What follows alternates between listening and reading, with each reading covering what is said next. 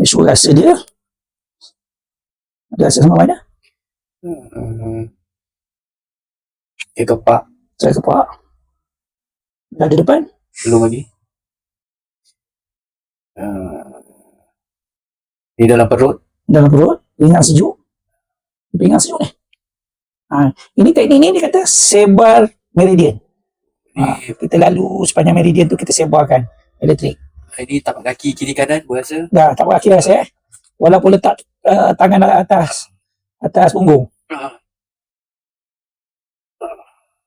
Satu. Dah di depan rasa? Tak. Tak rasa? Tak rasa. Dulu dah rasa kan? Tu lah.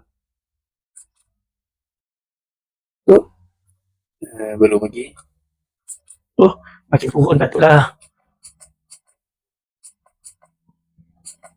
Tu? Okay. Perut rasa? Perut rasa. Tapak kaki. Tapak kaki rasa Rasa. Oh dah rasa Rasa. Kepala dia. Kepala 32 cantik ya. Tapak kaki pun berdengar, betis pun dah berdengar. Cantik. 2.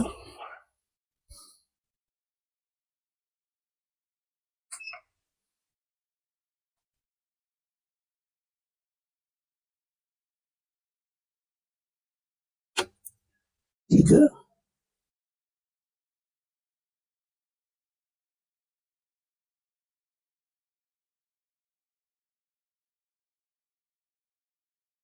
Ada rasa? Ada. Makin kuat? Okey, kuat sikit. Okey.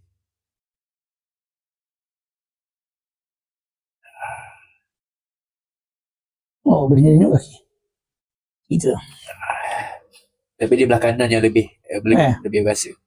Kiri tak rasa? Kiri kurang rasa. Okay, yang keempat.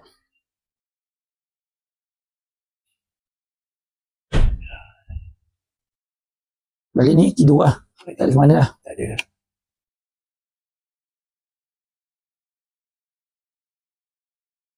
Selesa?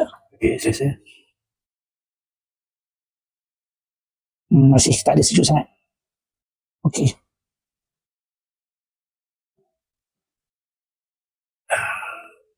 Ni sakit ke? Sakit. Rasa.